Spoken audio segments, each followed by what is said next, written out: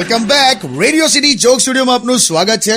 કિશોર કાકા, મારે યાર આવું છે યાર તમારી સોસાયટીમાં ગણેશ મહોત્સવમાં. આઈને તારી ઉંમરના જ છે બધા છોકરાઓ, એક થી એક અઘરા છે. એ લોકો જ મેનેજ કરે છે બધું. અઘરા કેમ? અઘરા એટલે એ લોકોની છે ને સ્ટાઇલ હોય બધી. ગણેશ ઉત્સવના નામે મારા હારા આખી રાત રખડતા હોય.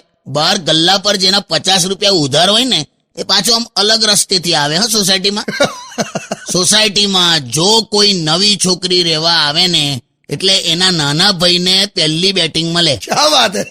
લાંબુ પ્લાનિંગ હોય આ લોકોનું.